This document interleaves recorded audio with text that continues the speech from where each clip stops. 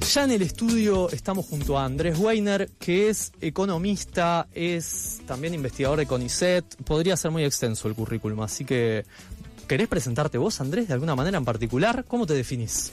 Bueno, como investigador del CONICET, principalmente en estos momentos en que está siendo básicamente atacada la ciencia en Argentina y el CONICET en particular. Y bueno, también yo soy investigador y ahora actualmente coordinador del área de Economía y Tecnología de la Flaxo Argentina. Y bueno, también docente, por supuesto, en las universidades públicas y demás. Bueno, dije que era largo el currículum. Quiero empezar por algunas de las muchas publicaciones que tenés. Hay una con Martín Shor que publicaron el año pasado, un libro para entender la economía argentina, ya bastante ilustrativo desde el título, ¿no? Que interviene en un debate político-intelectual muy largo. Se llama Con exportar más no alcanza, aunque neoliberales y neodesarrollistas insistan con eso. Si podés mostrarnos un poco esas miradas que dominan los supuestos económicos de los neoliberales y neokeynesianos. ¿Por qué no alcanza con exportar más? Bueno, justamente es lo que nosotros queremos discutir. Digamos, históricamente la Argentina, sobre todo desde mediados del siglo pasado en adelante, tiene un problema recurrente, que es esto de que cada tanto nos chocamos con una crisis porque nos quedamos sin dólares, digamos, ¿no? Para los neoliberales, como el gobierno actual o como el de la dictadura u otros como el de Menem, esto no es un problema en sí mismo, sino que se resuelve con política monetaria. Digamos, no hay un problema en la economía real, se ajustan las cantidades de dinero, lo que en general dicen es, bueno, hay que bajar la cantidad de dinero, no hay que emitir, no hay que cerrar el déficit, y con eso se soluciona. Y plantean en general, digamos, una salida. Digamos, la Argentina lo que tiene que hacer, que es la visión más liberal tradicional, es dedicarse a producir lo que es competitiva históricamente, que básicamente tiene que ver con sus recursos naturales, con la producción agropecuaria, fundamentalmente, y el resto no tiene por qué meterse, digamos, ¿no? Y tiene que importar del resto del mundo. Otros hacen mejor esas cosas, entonces nos conviene solo dedicarnos a eso. Importamos todo lo industrial, importamos las manufacturas. Que es ya lo dijo Aldo Ferrer hace mucho tiempo, es una Argentina en la que le sobran el 2/3 de la población, digamos, ¿no? 2/3 de la población sí, afuera. Exactamente, porque son actividades que generan muy poco empleo, digamos, ¿no? Imagínate que, por ejemplo, el sector agropecuario es el 8% del PBI, más o menos el total. ¿Qué hacemos con el resto, digamos, no?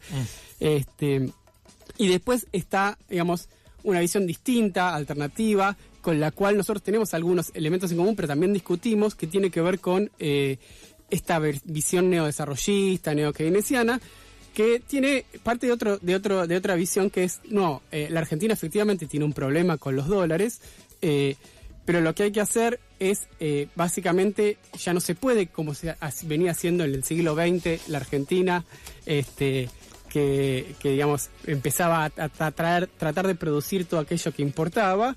Entonces, ahora lo que hay que hacer es empezar a exportar o tratar de potenciar las exportaciones, ¿no? Para industrializarse, ¿sería? Bueno, sí y no. Ajá. Porque, ¿qué pasa? Digamos, estas dos visiones parten de puntos distintos, ¿sí? De premisas distintas, tienen objetivos distintos, pero terminan confluyendo en el objetivo final. ¿Por qué decimos esto?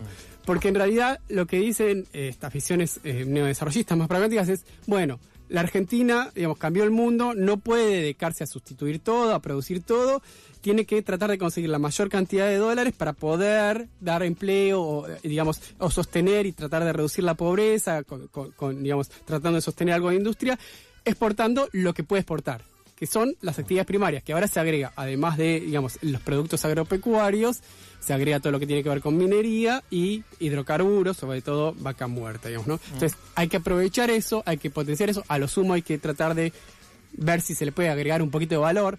No sé si recuerdan, pero en la campaña electoral, la última, Massa, digamos, ¿no? En un momento dice un discurso, bueno, la Argentina produce trigo, un montón de trigo, pero eso tiene un poco valor, decía, ¿no? Lo que tenemos que lograr, digamos, una tonelada de trigo tiene muy poco valor. Una tonelada de harina de trigo tiene más valor y fideos tienen más valor. Lo que tiene que lograr la Argentina es producir fideos, que producimos, por supuesto, ¿no? Pero bueno, lo daba como un ejemplo. Ahora, efectivamente genera más empleo producir fideos, pero es muy limitado, digamos, el valor que se agrega ahí y la cantidad de empleo. Digamos, si nos quedamos ahí, tampoco le vamos a poder dar solución a todos los argentinos que hoy sobreviven, digamos, haciendo changas o no tienen empleo, digamos, o no tienen condiciones dignas o salarios dignos. Además, vos trabajás mucho, bueno, con Martín Shore, como nombraba, o Gabriel García Zanotti, y productor de fideos, no sé, podemos decir, Arcor. Siempre en sus estudios ustedes demuestran, viendo los balances precisos de Arcor, por ejemplo, la formación de activos en el exterior, digamos, la fuga de divisas, ¿no? Eso sería un problema que también viene a demostrar por qué exportar más no es suficiente. Tal cual, porque acá hay dos problemas. Por un lado es el modelo de país, digamos, este exportador basado sobre todo en recursos naturales o recursos primarios, que genera poco empleo. Y hay una segunda cuestión que nosotros no nos metemos en detalle, pero la mencionamos, que es muy importante, que son las consecuencias ambientales de estas producciones, ¿no? Sobre todo la minería o la hidrocarburífera, que son muy importantes a nivel global, pero sobre todo para las poblaciones de las regiones, digamos, ¿no? Y que esto ni los neoliberales ni los neodesarrollistas lo tienen demasiado en cuenta, digamos, ¿no? No les preocupa demasiado. Dicen, no, hay pobreza, bueno, hay zonas de sacrificio, hay que sacrificar. Pero lo que nosotros retomamos, que es el eje más de discusión de economía política, que es lo que vos mencionás, es que aún así, digamos, con esta salida exportadora no se va a resolver esta falta de dólares o esta insuficiencia de dólares que tiene la economía argentina, porque el problema pasa por otro lado, digamos. Históricamente, ¿cuál era el diagnóstico? Bueno, la Argentina crece la industria, por ejemplo, crece la economía, crece la industria, es una industria que se desarrolló tardíamente, entonces necesita maquinaria, insumos importados, no se producen las máquinas para producir todos los bienes que se producen en Argentina, y entonces se necesita dólares, pero los dólares no los genera la industria porque no es competitiva a nivel internacional, sino los genera el campo. Ahora, el campo no crece la producción en la misma proporción, no alcanza los dólares. ¿Qué pasa?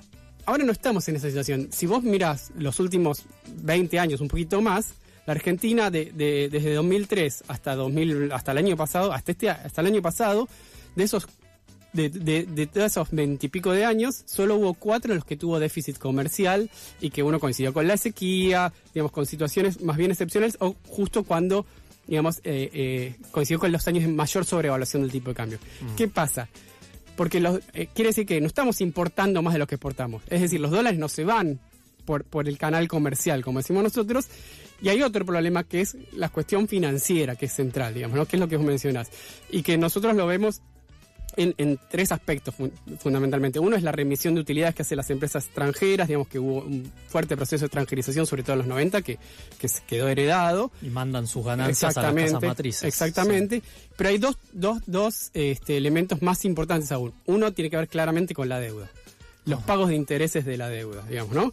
Y el otro tiene que ver con lo que vos mencionabas de la formación de activos externos, lo que se conoce como fuga de capitales. Y traje solo un número, pero me parece que es muy gráfico, digamos, ¿no? Para tenerlo. Entre 2003 y 2024, la Argentina en intercambio de bienes, por cobrar y pagar y exportar y importar bienes, tuvo un superávit, es decir, exportó más de lo que importó, por 285.000 millones de dólares. Pagamos la deuda externa. Ahora, fíjate, por pago de intereses, ¿cuántos se fueron de dólares en ese mismo periodo?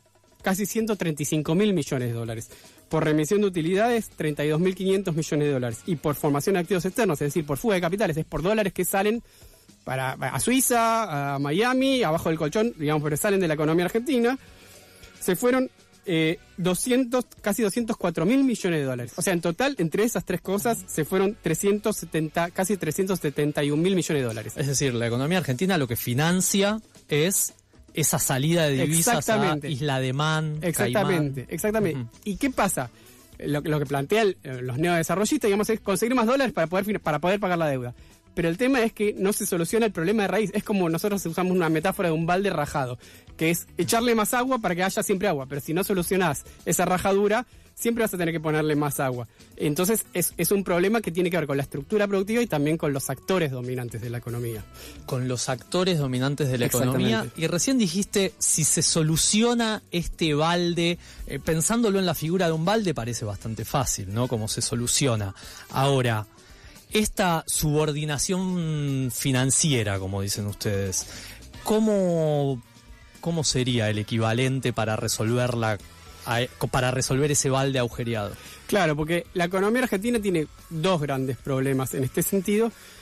Por un lado, como sabemos, es lo que se ha denominado una economía bimonetaria, digamos, o sea, la gente en la Argentina y sobre todo los dueños de las grandes empresas no ahorran o no invierten en pesos, sino en dólares. Entonces, eso financia el grueso de la fuga de capitales, ¿no? Además del tema de la deuda. Entonces, ¿qué pasa? Eso es una masa de dinero que se dolariza y que sale de la economía. Y el otro problema es que cuanto más se reprimariza la estructura productiva, es decir, cuanto más nos dedicamos a producir este tipo digamos, más orientado a los recursos naturales exclusivamente, bueno, menos inversiones va a haber en la economía, porque el grueso de las inversiones la mueve, por ejemplo, la actividad industrial o servicios elaborados, digamos, ¿no? Lo que depende de recursos naturales genera una renta, digamos, ¿no? Vos invertís para sacar petróleo o para plantar soja, digamos. Uh-huh. Bueno, eso genera una renta porque, digamos, son recursos no renovables. Esa renta no se reinvierte o no tiene por qué reinvertirse. Es una renta que se puede destinar a inversiones inmobiliarias en el país, en el exterior, se puede fugar. En una época se decía se tiraban manteca al techo, digamos, ¿no? La oligarquía argentina. Y es un problema, entonces, la Argentina genera una riqueza, la economía argentina genera una riqueza que no se reinvierte en la Argentina. Tiene que ver esto que decías de las manos que son dueñas de esa propiedad. Claro, porque justamente es un modelo en donde, bueno, el problema es quiénes son los beneficiarios de este modelo, digamos, ¿no? Y si uno ve, por ejemplo, las exportaciones de la Argentina, digamos, ¿no? Más o menos 2/3 de las exportaciones las explican 100 y pico de empresas. Es más, las primeras 50 exportadoras explican más de la mitad del total de lo que exporta el país. Y son, en general, digamos, grandes empresas, o mejor dicho, grupos económicos, porque a veces tienen varias empresas, que están insertas en estos sectores que tienen ventajas comparativas, que se benefician de este modelo, digamos, ¿no? Entonces, por supuesto que es difícil pensar que van a cambiar la lógica cuando son los grandes beneficiarios de este modelo económico que se ha venido dando en la Argentina en estos tiempos. Y también, por supuesto, los acreedores de la deuda quieren cobrar la deuda, por supuesto. Entonces, ahí hay un problema en términos de actores, digamos, ¿no? Es muy difícil cambiar el modelo apostando a los mismos actores. Estamos escuchando a Andrés Weiner, economista, también integrante del MATE, del Mirador de la Actualidad, el Trabajo y la Economía, de Flaxo. Andrés, en un escrito dice: en la Argentina la subordinación financiera quedaría plasmada principalmente en las transferencias de valor al exterior a través de flujos financieros que generan severos desequilibrios en las cuentas externas, lo cual limita severamente sus posibilidades de crecimiento y desarrollo. En estos mecanismos de flujos financieros hacia el exterior, ¿alguna forma de regulárselos? Entiendo que para todo programa reformista coherente esto tiene que ser tratado, ¿no? ¿Hay alguna especie de, bueno, empezar por acá, seguir por acá en estas regulaciones que parezca posible con los mecanismos políticos tal como están en la actualidad? Bueno, justamente en la actualidad se está desarmando, digamos, no todo esto, es al revés, vamos en el sentido contrario, por supuesto, digamos, y cualquier, digamos, manejo prudencial, y sobre todo en países como el nuestro, periférico, donde nuestras monedas son débiles, digamos, no podemos pagar e endeudarnos en nuestra moneda, digamos, hay controles de capitales, lo que está haciendo actualmente, lo que se hizo también en el gobierno de Macri, Menem, es desregular justamente el movimiento de capitales, lo cual genera esto, de repente cambia el humor de los inversores y te colapsa y tenés una corrida cambiaria que genera un desastre económico. Entonces, efectivamente, digamos, por un lado están las regulaciones que son necesarias en economías como la nuestra. Ahora, eso solo no alcanza, digamos, ¿no? Porque si uno no, digamos, si el Estado no tiene cierto control sobre el proceso, digamos, económico en sí, y bueno, siempre van a encontrar la manera, digamos, ¿no? De, bueno, va a estar el dólar blue, el contado con liqui, esto, lo otro. Pero te voy a dar un ejemplo que me parece que es muy, muy esclarecedor en esto. Por ejemplo, después de que se reestatizó YPF, por lo menos el 50%, cambió completamente no solo la lógica de la producción petrolera y energética en la Argentina, digamos que se empezó a revertir la curva, digamos, de caída de producción, entre otras cosas. ¿Por qué? Porque YPF empezó a reinvertir los dividendos que antes distribuía, porque tenía que pagarle Petersen, el grupo Petersen le tenía que pagar a Repsol, porque Repsol invertía en otros lados del mundo, porque son lógicas transnacionales. Entonces, esa reinversión permitió efectivamente, hoy Vaca Muerta no existiría sin eso. Claro.